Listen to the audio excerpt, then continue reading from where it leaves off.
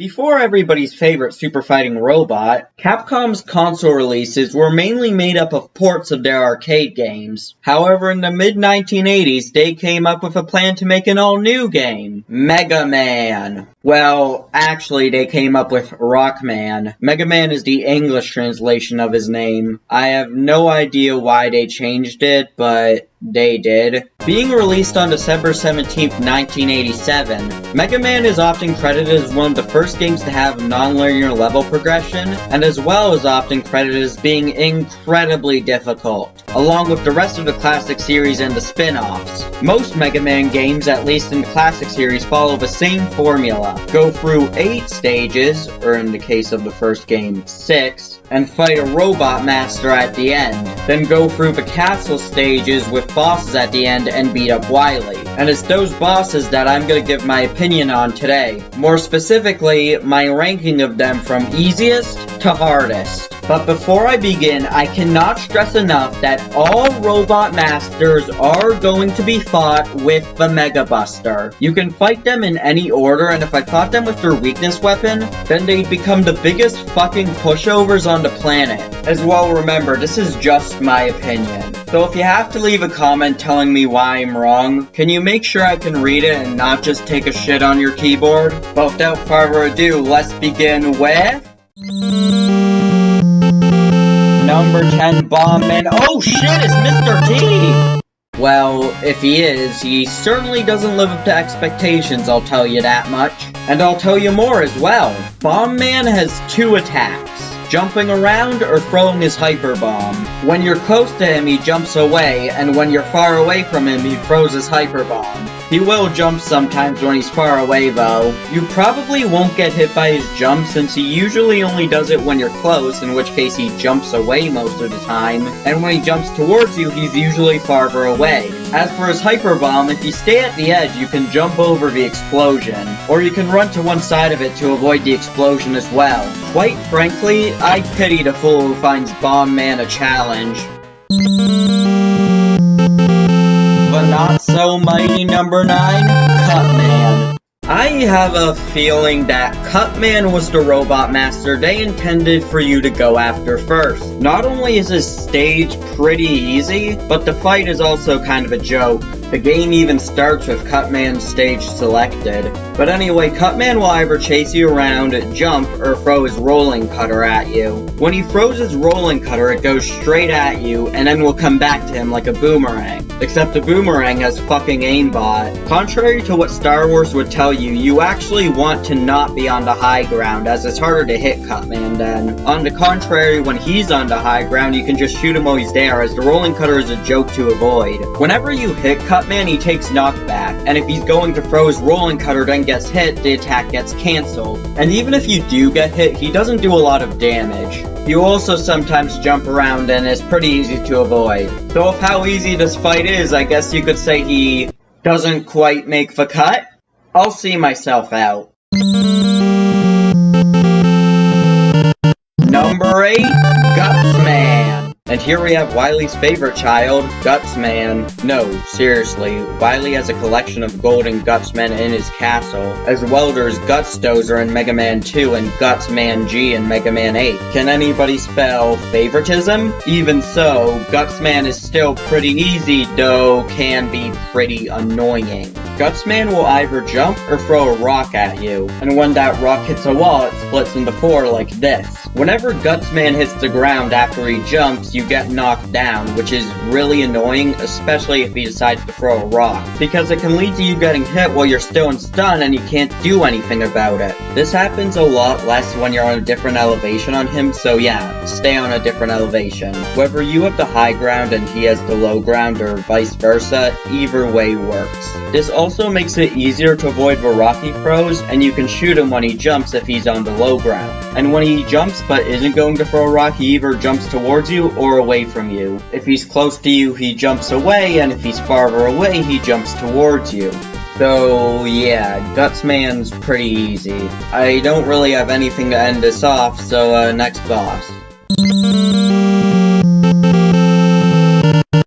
Number 7, Fireman. Fireman is probably the most aggressive boss in the game, as in who shat in his coffee levels of aggressive. Seriously though, he shoots these fire waves like a fucking machine gun, and even if you jump over them, they leave a spot of fire on the ground. There can only be one spot of fire on the ground at a time, however it makes it practically impossible to avoid. Okay, it probably is possible to avoid all the fire waves and the fire on the ground, but I don't know how to do it. His attacks only do 4 damage, but since basically every moment you don't have invincibility frames you're getting hit, it adds up very quickly. I've only ever found one strategy to beat him. That's just to go in guns blazing and tank every hit. Don't even try to dodge, cause every second you're not shooting him, you're wasting invincibility frames. The thing is, beating him with this strategy is as easy as using your lungs to breathe. Maybe easier than Bombman. So why is he higher than the previous bosses? Well, for one, when the fight ends, I find myself with only like 1 hit remaining until I would have died. And 2, I only have one strategy where I can actually beat him. So even if it makes him pathetically easy, I still think he gets some credit. So that's why he's here.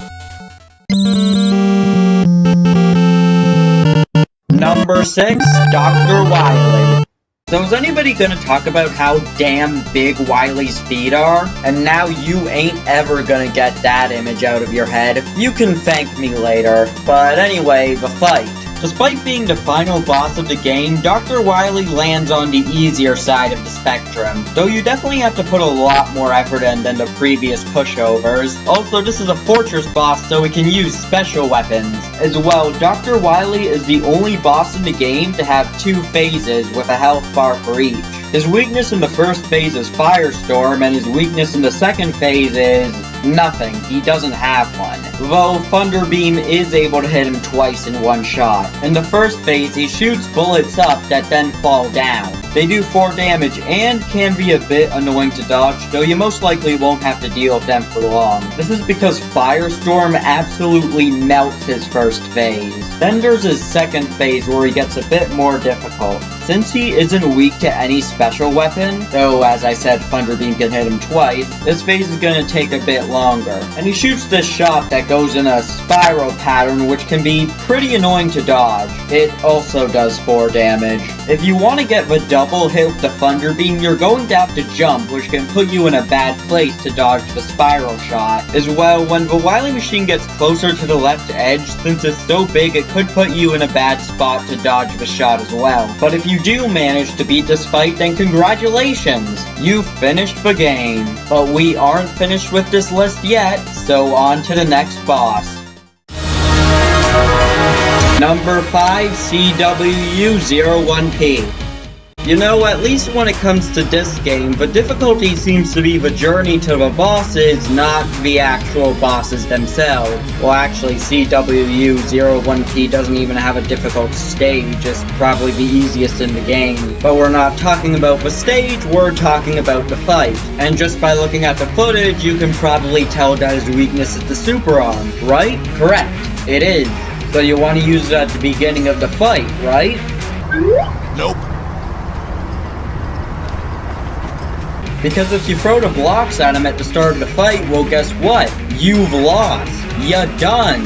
Fuck you. Because after the rocks are thrown at them, you can't use the rocks to jump over the big fucker. That is bullshit.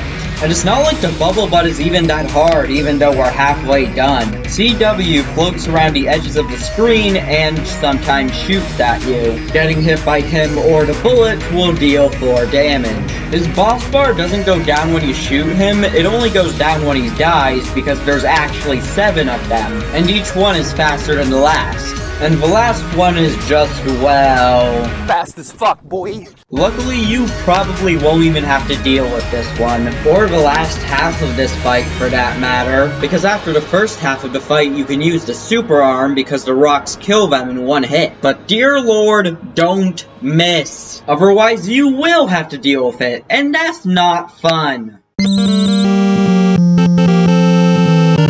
Number 4, Iceman.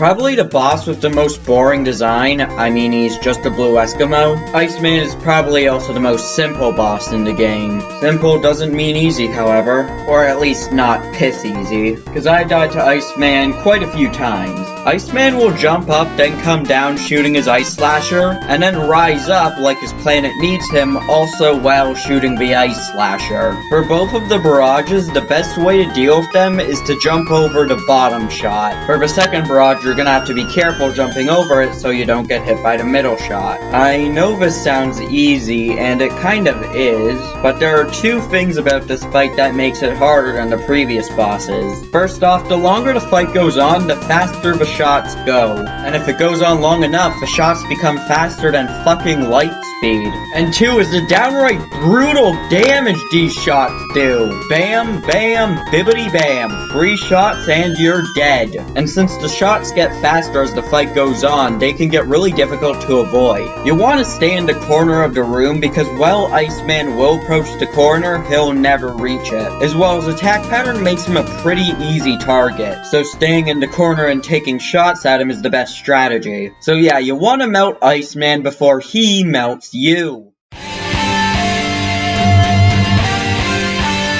Number 3, Copy Robot. You know, the start of this fight here just reminds me of that one Spider-Man meme with them pointing at each other. But anyway, about the fight. Copy Robot is weak to the Thunder Beam, Firestorm, and Hyper Bomb. Except Hyper Bomb sucks, so don't use it. Or maybe do. Copy Robot will copyright infringe on whatever weapon you're using. And since Hyper Bomb sucks so much, maybe it'll make the fight easier. I didn't even know Copy Robot was weak to the Hyper Bomb when I fought him, so I didn't use it. Though I was aware that he was weak to Firestorm and Thunder Beam. And out of the two, I found Thunder Beam to be more effective, as Firestorm's projectile is a comparatively smaller hitbox, which makes it harder to hit Copy Robot, and the shield that goes around Copy Robot can make it hard not to get hit by him. When the fight starts, Copy Robot will immediately shoot you, so jump. Copy Robot will run side to side, occasionally firing his weapon. When you fire your weapon, Copy Robot will jump to try and avoid it. And that's why I said Thunder Beam was easier to hit him with, as his dodging can make it a bit difficult to hit him with the comparatively small hitbox Firestorm. Though, despite being his weakness weapons, Copy Robot only takes 2 damage from them. Meanwhile, he does 4 damage to you. So because of all that, Copy Robot is a moderate challenge. Number 2, Elecman.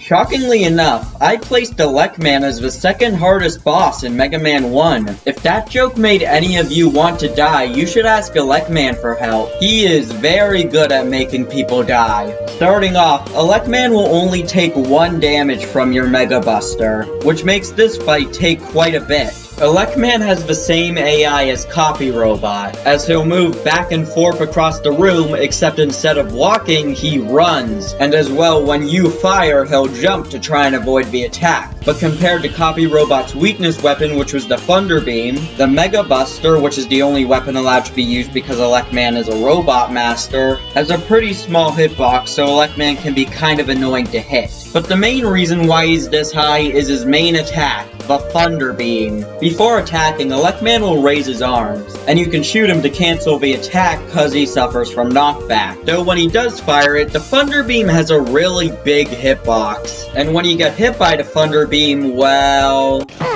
That's a lot of damage! Well, you have to hit Elecman about 28 times, he kills you in 3. And as well, sometimes he shoots the Thunder Beam when he jumps. And as well, since Elecman is so fast and the Thunder Beam hitbox is so big, it makes it really difficult to avoid. The only way I can really beat him is to lock him into a pattern. Elecman will only shoot his weapon on certain tiles, so you can lock him in a pattern by jumping, then shooting, jumping, then shooting. Like this. And unlike Fireman, this isn't easy. Just by messing up once, it throws you off completely. I've also tried keeping him on top of the guts blocks in the left side of the room, and I think I could beat him this way, though it's definitely harder than locking him into a pattern. I can only imagine what kids had to deal with back in the NES days when they decided to choose Elecman first because he was cool. I'll tell you what, hell! But if you want to experience true unadulterated hell, then look no farther than the top boss on this ranking. You probably expected this, but the hardest boss in Mega Man 1 is... Number 1, Yellow Devil. Yellow Devil, huh? I'd say that's a pretty accurate name, because this boss was designed by Satan himself. Yellow Devil has 2 attacks, throwing his segments at you and shooting you. Both of these attacks do 4 damage. Sounds easy, right? Well, it fucking isn't. Starting off with him throwing his segments at you, he's invulnerable for the entirety of this attack. Also, he starts off with this segment attack, so have fun. And it lasts quite a while, so you're at big risk of getting hit by it. When he throws 2 segments in a pattern like this, I found the best way to dodge is to do a bit of a running jump like this. Though the thing is, that can mess up your next jump depending on what other segments are coming after that one. And as well, since the Yellow Devil is such a fucking chungus, you don't really have a lot of space to work with. One strategy I had was to try and avoid the segments, but when I got hit, I would use the invincibility frames to damage boost and get onto the other side of the devil so I wouldn't have to worry about the segments. And it worked pretty well. Also, the segments are pretty fast, which make them really hard to dodge. And sometimes I have a brain fart and just jump into a segment that I would have dodged if I didn't jump. Yellow Devil is only vulnerable when he opens his eye to shoot you. And while his eye is pretty small, the Thunder Beam, which is his weakness weapon, has a really large hitbox. But if you decide to do Buster only, you're gonna have to be pretty precise. You can only hit Yellow Devil once after he opens his eye. He takes 4 damage from the Thunder Beam and 2 damage from any other weapon he's vulnerable to. So combine the fact that when you do get a chance to hit him, you can only hit him once, and how long the segment attack is, this fight takes a long time. And if you miss your chance to attack, well then this fight just got that much longer. I recorded all the Yellow Devil attempts I made on this run for this video, and I ended up with about 53 minutes of footage. So it took 7 minutes, just shy of an hour for me to beat this boss. There's a reason Yellow Devil has cemented itself as one of the most infamous bosses in gaming. I can only imagine what kids had to deal with back in the NES days when they fought this boss, because if you lost all your lives, you would have to go back to the beginning of Wily Stage 1. So in conclusion, there's a reason many people just use the pause glitch to get past this fucker, and honestly, I don't blame you. While I don't necessarily think this is a horrible fight, this boss can be kind of a bitch. But with that, we're done. Overall, the Blue Bomber's first outing was pretty rough. While overall not a bad game, it certainly suffers from the accursed first game syndrome, as well as quite a few instances of bullshit. However, I would be lying if I said I didn't have any fun at all. But even so, I probably wouldn't have been able to beat this game if it wasn't for Legacy Collection's save state feature. Speaking of the Legacy Collection, I'm not only ranking the bosses of Mega Man 1, I'm gonna rank the bosses from every game in the Classic series, though not in a row, considering Minecraft Dungeons was released recently, and I think I want to take a look at that. As well, I intend on doing a Hollow Knight boss ranking, though there are 47 bosses in that game. And considering the boss ranking I made on A Hat in Time was half an hour long, and A Hat in Time is a measly 11 bosses in comparison, the Hollow Knight boss ranking's going to take a while. I'll be working on the Hollow Knight boss ranking alongside the boss rankings I have for the Classic series, as well as anything else in between. But anyway, remember, the Robot Masters aren't actually called Robot Masters, that's just a mistranslation, and see you on the next video.